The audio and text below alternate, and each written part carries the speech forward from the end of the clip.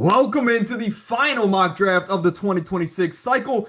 And as always, leave your thoughts in the comments section below. But I know you guys are going to see 100 of these before the draft gets underway. So we're going to do this in under 15 minutes. Buckle up. Let's go. Now we're over here on the firstand10.net website, a website that reached out to me, and we've done some pretty cool stuff together. So if you're interested, I'll leave a link in the comments section below. I love this site, man. It's really cool. You can make your own big boards and mock drafts for absolutely free. Let's get into it. Number one is Fernando Mendoza. The only question here is, when will he see the field? And number two is the New York Jets. There's been some buzz around David Bailey potentially grabbing this spot. However, I don't see how they can pass up on Arvell Reese. I understand this is a pick more so for the future compared to the now, but he's 2 years younger than David Bailey. He's better in run defense, and he's a Swiss Army knife that Aaron Glenn could have a field day with as far as generating some chaos. Now, at number three, this is a popular trade down spot where the Cardinals, we obviously know they need a lot of help.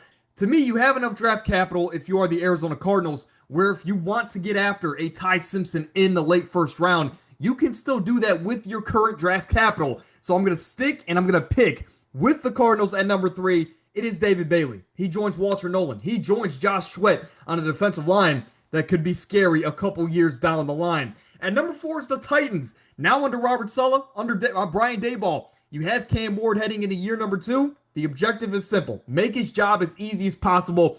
And Jeremiah Love fills a lot of voids. He can be utilized in a lot of different ways. Brian Daboll and Cam Ward will have a lot of fun with that. And number five is the New York Giants. I look at them. I look at what they could be looking at.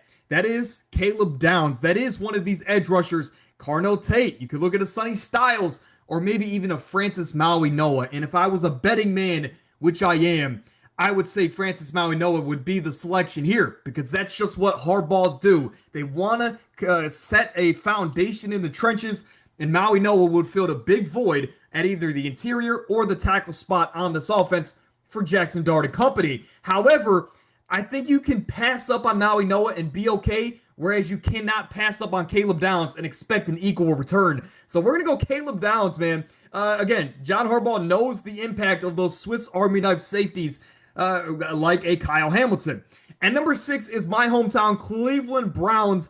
And this is where I do think the first trade will transpire, as I will have them trading picks 6 and 24 for Dallas's 12, 20, and let's say a midday pick to entice the Browns to make this trade.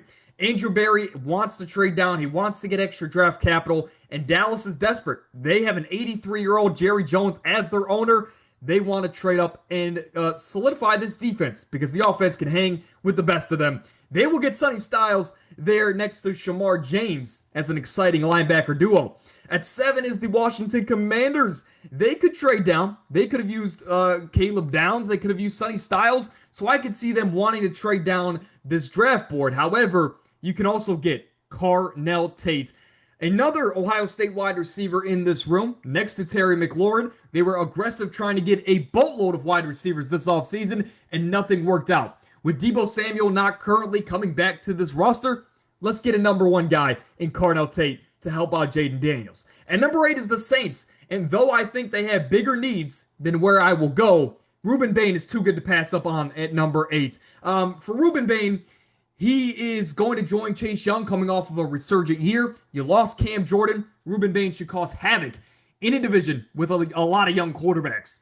And number 9 was an accidental selection, but I love Mansour Delane to the Chiefs, and that would have been my selection anyway. You lost 3 key pieces in your secondary. You need to start rebuilding that front, and Mansour Delane is the best corner in the class. And number 10 is the Giants, and look at that. New York fans, you lost out on some of these guys like Sonny Styles, but you got Caleb Downs, and you can still grab a hardball guy, which is CC Maui-Noah at number 10. You can play him inside, you can play him on the outside. Regardless, Jackson Dart, Cam Scatterbo, Malik Neighbors, they get some help up front.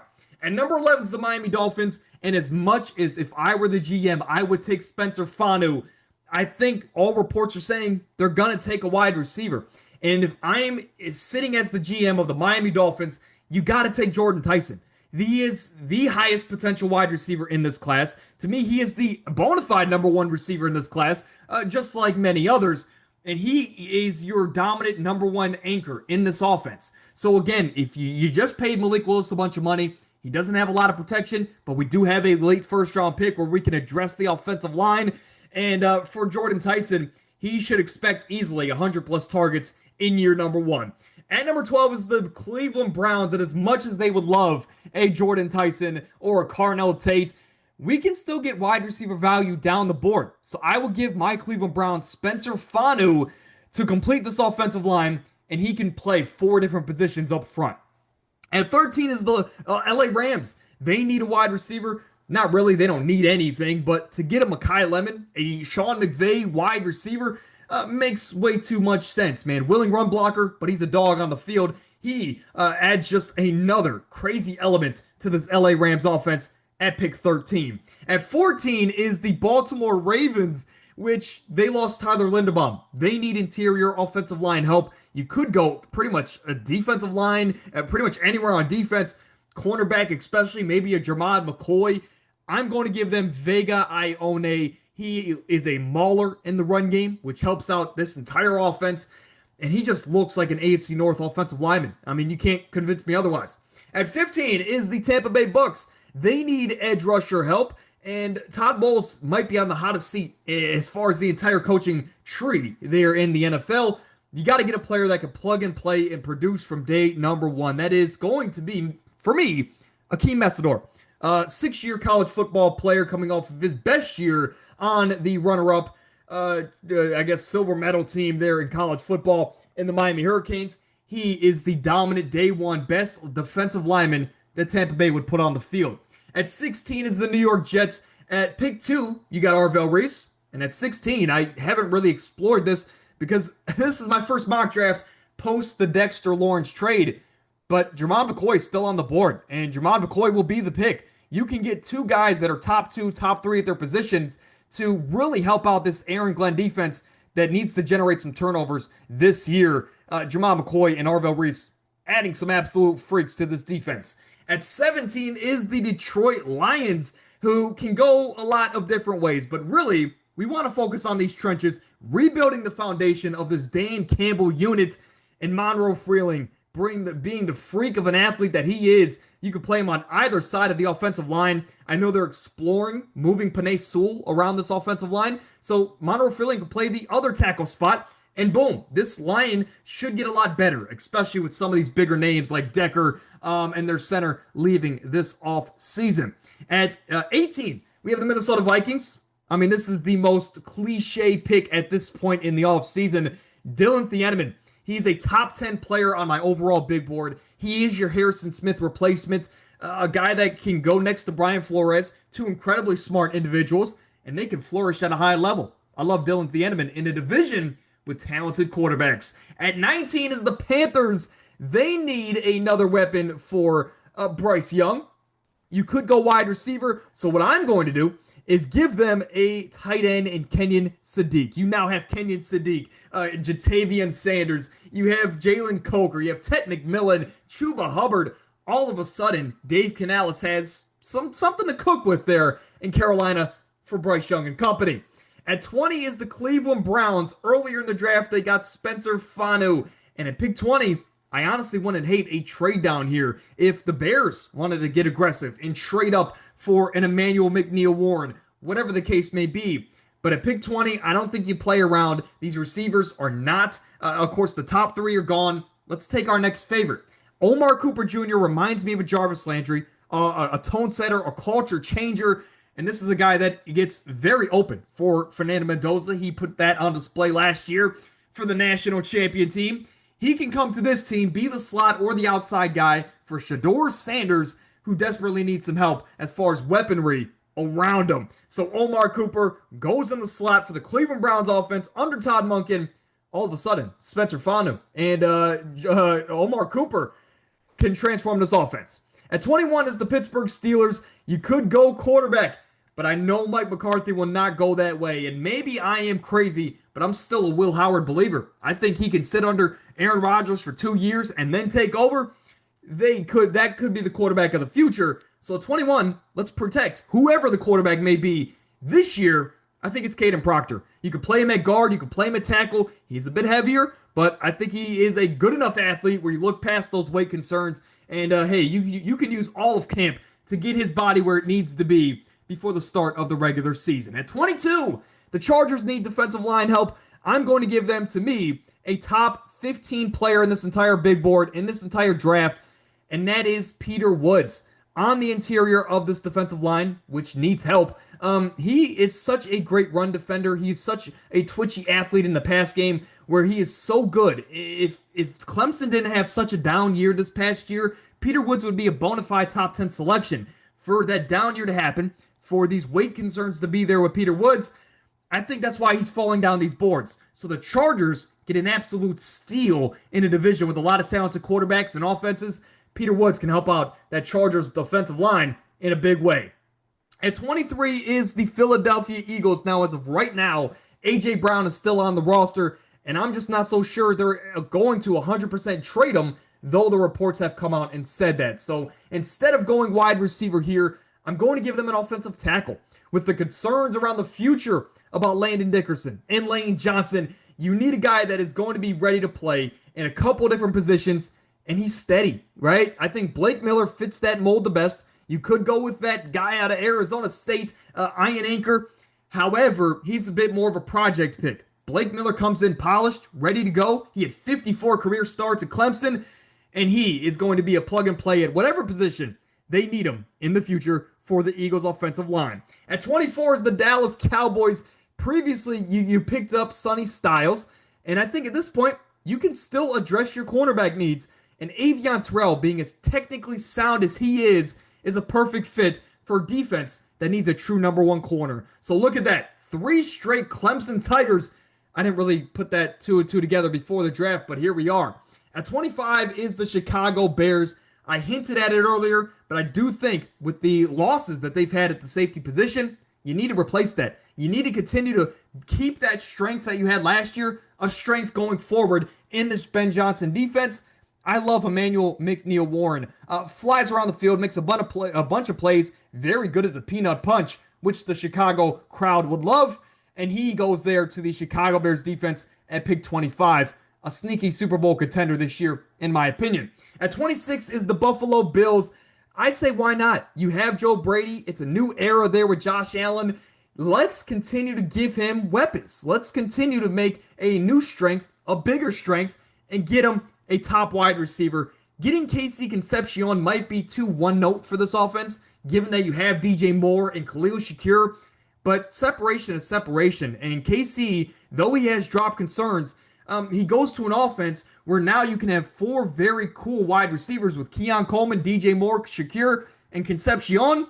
Josh Allen goes from having limited weapon options to a abundance of them. So I like him at 26 to the Buffalo offense. At 27 is the San Francisco 49ers. This has been a popular offensive lineman pick, and for good reason. Trent Williams is getting to the tail end of his career. They can use a guy that could be the tackle of the future. And I do think this is where Ian Anchor will go there out of Arizona State. A bit of a project pick, but he's going to learn from one of the best in the league there in Trent Williams before he hangs it up. At 28 is the Houston Texans, and I think this is a trade down spot. They have a decent amount of holes. They don't have a ton of draft capital, so I think they can trade down with the Arizona Cardinals. So they're trading out of day one. And I'm not sure what the draft compensation would be. Let's just say the compensation is maybe a day 2 or day 3 selection, or hey, maybe even picks in next year's draft. But they trade down 6 spots, get a couple extra picks, and the Cardinals get aggressive. They trade back into the first round after previously selecting David Bailey. And this is where the new coaching staff, the new era, can get the quarterback of the future in Ty Simpson. Jacoby Brissett was solid last year. We know this. However, let's take a shot on a guy that is a coach's kid, a guy that was very smart. Though he had limited starts, he will have time to grow and be ready to step on the field under Jacoby Brissett, who has helped so many young quarterbacks before. So Simpson at 28 for a new era there in Arizona. I mean, hey, it's something for Arizona fans to be excited about. At 29 is the Chiefs. Previously, I had you going Mansour to Lane. Now we need to address that defensive front. we drafted a bunch of these younger guys like Ashton Gelati in last year's draft, but you got to get someone who could continue to add to this defensive front. I think the smart decision would be Caleb Banks out of Florida to join their Chris Jones on that defensive interior. If you want to go TJ Parker, I understand that as well. Point blank period, Spags loves big, physical defensive linemen, and I had to get a Gator in the first round. So Caleb Banks to the Kansas City Chiefs at 29. Again, it makes sense. At 30, we have the Miami Dolphins, who previously selected Jordan Tyson. They need to now look at the offensive line, and you could go Caleb Lumu, or you can address cornerback. And honestly, I do think that given the Dolphins situation where they still have a second-round selection at 43, you can get cornerback or offensive line down the board. So it's all about who's the best player at either of those positions.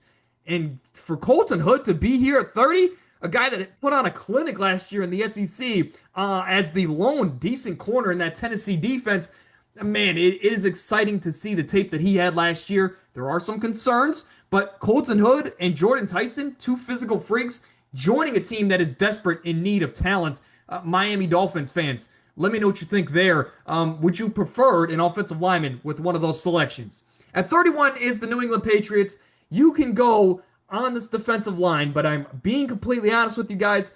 I'm running out of excuses to not have Jacob Rodriguez as a first-round selection. He is a top 5 player on my entire big board. I am absolutely serious. The most productive player in college football last season. For him to go 31 to a team that was just in the Super Bowl, they lost their starting linebacker. You can get a guy that from day number 1 can be the best player in the front 7 of your defense. I am that confident that Jacob Rodriguez is not only worth a first-round selection, but he is going to be a star in the NFL. And again, for him to be a late first is a steal for Mike Vrabel and this defense. At 32, to wrap up my final pick in the 2026 draft cycle, the Seahawks could go Jadarian Price.